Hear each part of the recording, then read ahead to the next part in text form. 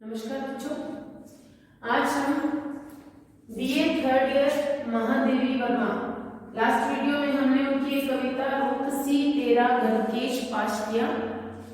तो महादेवी वर्मा जी के बारे में पहले हम कुछ शब्द जानेंगे और उनके बारे में कुछ बात करेंगे। तो महादेवी वर्मा जी छायावाद की आधार स्तंभ में से एक थी। छायावाद के चार प्रमुख आधार स्तंभ हुए सूत्रानंदन पंत, सूर्यकांत त्रिपाठी निराला, महादेवी वर्मा और जयशंकर प्रसाद। इनमें से महादेवी वर्मा की एक अलग प्रतिभा है। क्यों? क्योंकि सूत्रानंदन पंत हो, प्रसाद हो या निराला, इन तीनों ने अनेक विषयों पर अनेक काव्य लिखे। इनके काव्यों के विषय अलग अलग थे, लेकिन महादेवी वर्मा जी की कविताओं की मूल संवेदना, मूल स्वर एक था। वो एक स्वर क्या था? वो स्वर था कौतूहल, वो स्वर था वेदना, वो स्वर था पीड़ा, वो स्वर था जिज्ञासा, और वही स्वर था आध्यात्मिकता। तो सभी कविताओं में यही मूल स्वर था, वही मूल संवेदना थी। जिस प्रकार इन्होंने पद्य में इनके काव्य संग्रह रश्मि, नीरजा, निहार और संध्या गीत, ये उनके प्रमुख चार काव्य संग्रह नीरजा, रश्मि, निहार और संध्या गीत, ये चार इन्होंने काव्य संग्रह लिखे। इसके अलावा गद्य में भी इन्होंने अपनी लेखनी भरपूर चलाई और संस्मरण और रेखा चित्रण में इनका एक विशेष अग्रणी स्थान माना जाता है। महादेवी वर्मा जी का जन्म उत्तर प्रदेश 1907 में और मृत्यु 1987 ईस्वी में हुई। इनका रचना काल 1924 से 1942 तक का माना जाता है, जिसमें इन्होंने गद्य और पद्य दोनों में बहुत रचनाएं लिखी। और इनकी जितना इनका पद्य सुदृढ़ और सुस्पष्ट है, उतना ही इनका गद्य भी सुस्पष्ट और रोचक और सुदृढ़ है। तो इनके एक और कविता पंथ होने दो अपरिचित, इस कविता में महादेवी वर्मा ने अपने रास्ते को अकेला होने के लिए बोला है कि मेरे रास्ते को अकेला रहने दो, क्योंकि मैं जिस रास्ते पर चल रही हूँ उस पर सामान्य कोई लोग नहीं चल सकते। मैं ऐसे रास्ते पर चल रही हूँ जहां पर रहस्य है, जहां मेरा जो पथिक है, जो मेरा परमपिता परमात्मा मेरा प्रियतम है, वो मुझे अकेला होते हुए भी मेरे साथ है, मेरे स्वप्नों में है, मेरे साथ है, मेरे विरह में मेरे साथ रोता है, मेरे साथ हंसता है। तो ये कहना चाह रही है कि मुझे इस वेदना में, इस पीड़ा में रहने दो। वो कोई और लोग होंगे जो कष्टों से डरकर भाग जाते हैं, अपने रास्ते बदल देते हैं, कांटों से डरकर अपने रास्तों को बदल लेते हैं, ऐसे मैं उनमें से एक नहीं हूं। मैं तो वो हूं जो अंधकार को नाश कर प्रकाश में बदलना चाहती हूँ। मेरा रास्ता वो रास्ता है। तो वो अपने रास्ते के बारे में, उस अनजान रास्ते के बारे में जिसमें वो अपने परम पिता परमेश्वर अर्थात उस प्रियतम से मिलना चाहती है। तो आइए हम इस कविता के बारे में अध्ययन करेंगे। पंथ होने दो अपरिचित, प्राण रहने दो अकेला, घेर ली छाया अमावन, आज कज्जल अश्रुओं से रिमझिम गई है घिरा घन, और होंगे नयन सूखे त्रिभुजे ओ पलक रुखे, आर्द्र चितवन में यहाँ शतविद तुम्हें दीप अकेला। पंथ होने दो अपरिचित, मेरे रास्ते को, पंथ क्या होता है? रास्ता। अमा होता है अमावस्या, अमावस्या। घन होता है बादल,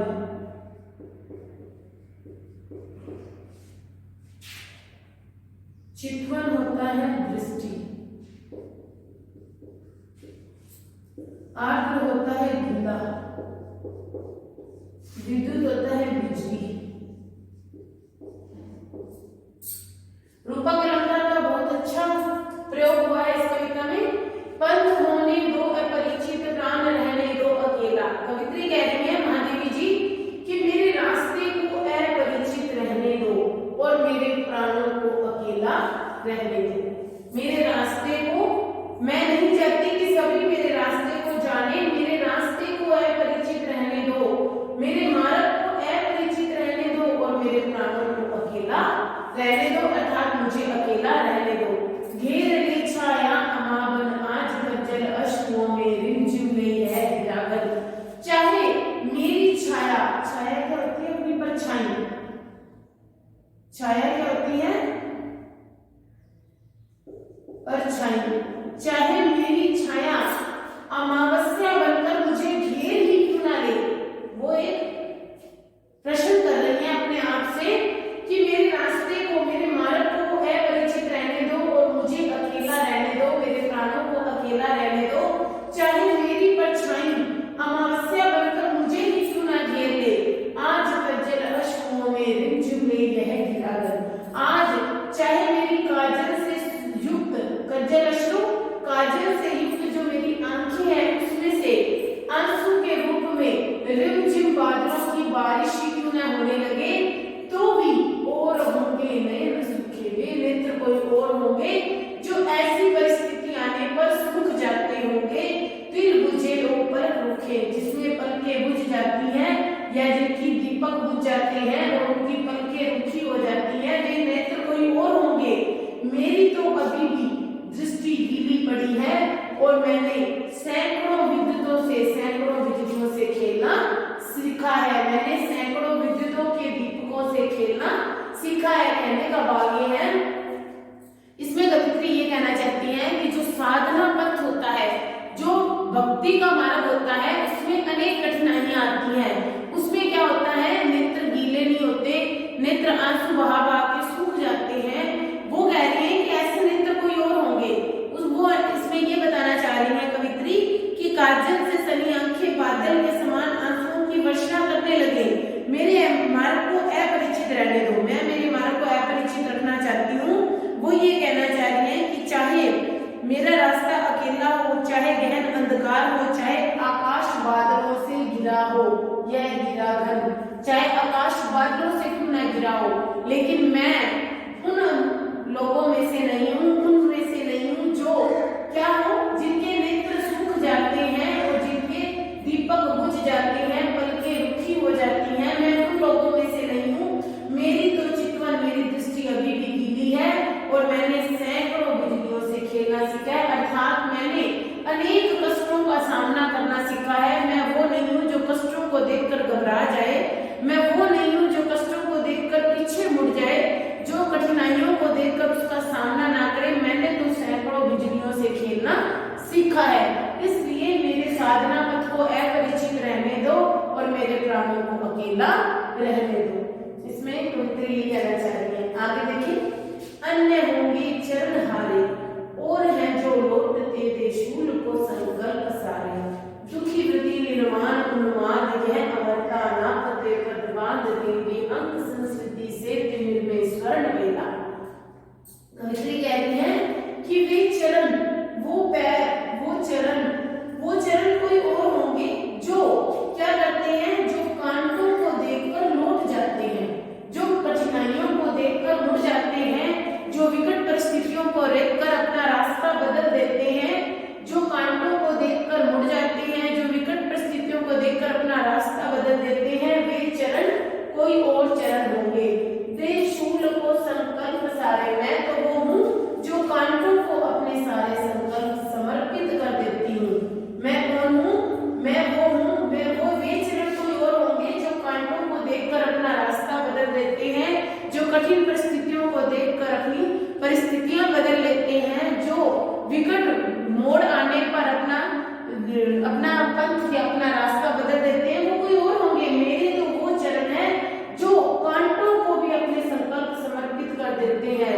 दुखी व्रति, मैं तो बहुत अधिक वेदना से नियम व्रत को धारण करने वाली हूँ, निर्माण उन्माद और स्वतंत्र, और मेरी इच्छा है कि मैं उन्मुक्त, मेरी इच्छा है कि मैं दुख सहन करने का व्रत धारण करती हूँ और नव निर्माण की इच्छा से उन्मुक्त होकर स्वयं को अमर मानकर, नव निर्माण होते नव निर्माण, उन्मुक्त होकर नव निर्माण की इच्छा रखती हूँ, उन्मुक्त होकर नव निर्माण।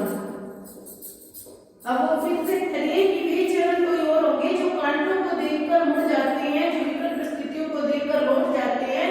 मैं तो वो हूँ जो कांटों को अपने सारे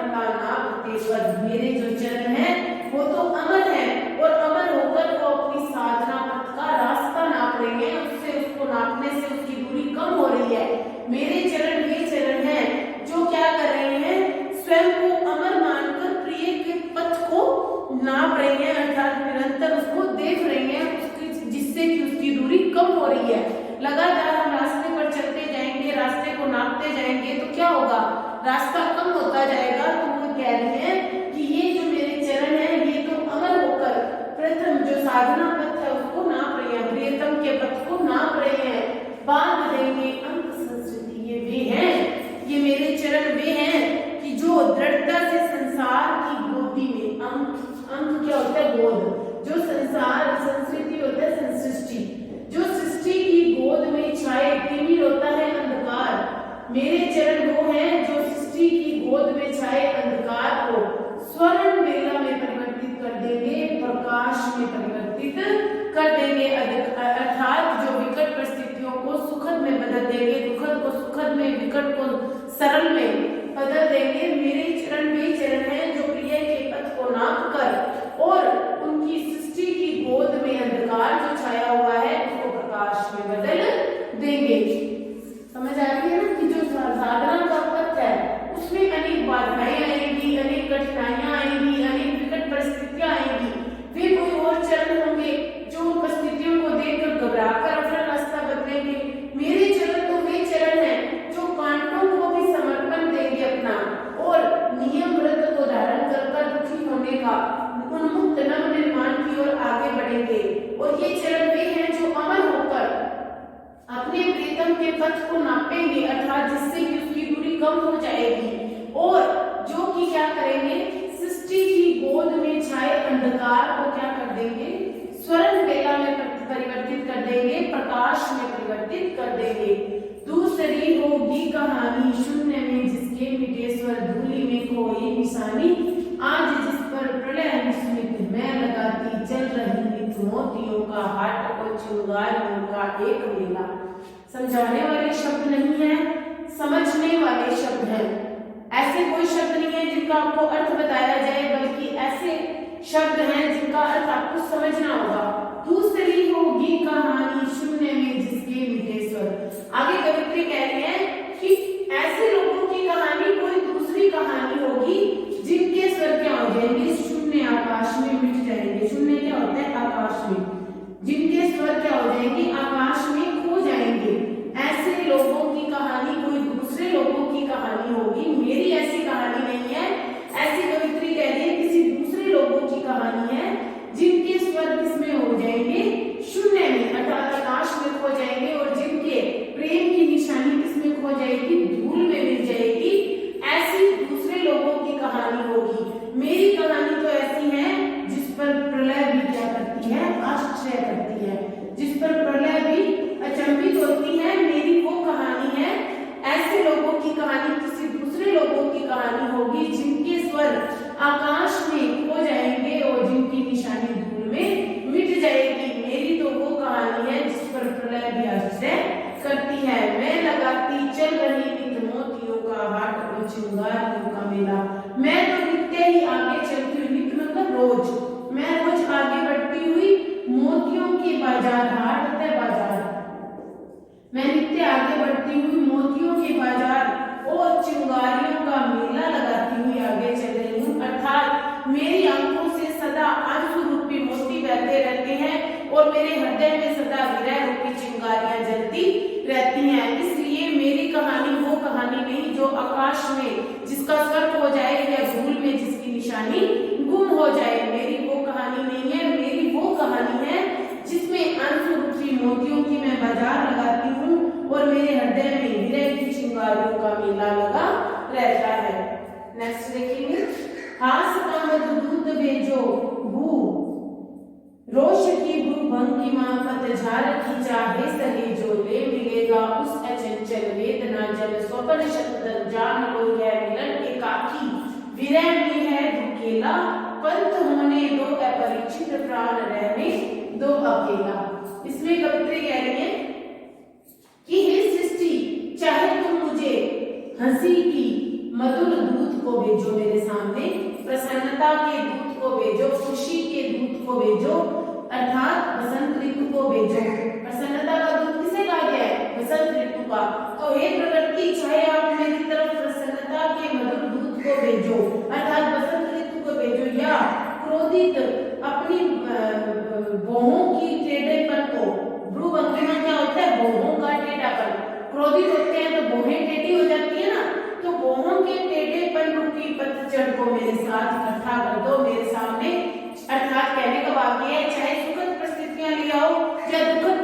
परिस्थितियां, सुखद परिस्थितियां बसंत ऋतु का प्रतीक मानी गई है और दुखद परिस्थितियां ठीक इसके विपरीत पतझड़ का प्रतीक मानी गई है। तो चाहे तुम मेरे सामने सुखद परिस्थितियों रूपी बसंत ऋतु को ले आओ या दुखद परिस्थितियों रूपी पतझड़ को, चाहे कुछ भी सहन हो जाए, तुम मेरे सामने ले आओ, ले मिलेगा उस अचंचल वेदना जल स्वप्न शब्द में मिलेगा उस अचंचल। तो आगे वो कह रहे हैं उसकी जगह ये उड़ होगा, ले मिलेगा उर अचंचल। तो मेरा जो अचंचल हृदय है, चंचल होता है जो स्थिर नहीं रहता, अचंचल है जो स्थिर है। तो इस बात का ध्यान रखना, यहाँ अचंचल शब्द का प्रयोग हुआ है मतलब स्थिर, चंचल का मतलब होता है अस्थिर और अचंचल का मतलब होगा स्थिर। कि मेरा जो निष्कलंक और कठोर जो मेरा हृदय है, जो स्थिर है, दृढ़ निश्चयी हृदय है, मेरा स्थिर हृदय वेदना रूपी जल और सोपन रूपी पुष्प, शतदल मतलब पुष्प को कहा गया यहाँ, सैकड़ों पुष्प। तो मेरा जो वेदना रूपी आंसू, आंसू वेदना की वेदना जल यहाँ आंसू के लिए आया है, अर्थात वेदना रूपी जल और सोपन रूपी सैकड़ों पुष्प जो तुम्हारे चरणों में तुम्हारी सेवा में उपस्थित करेगा।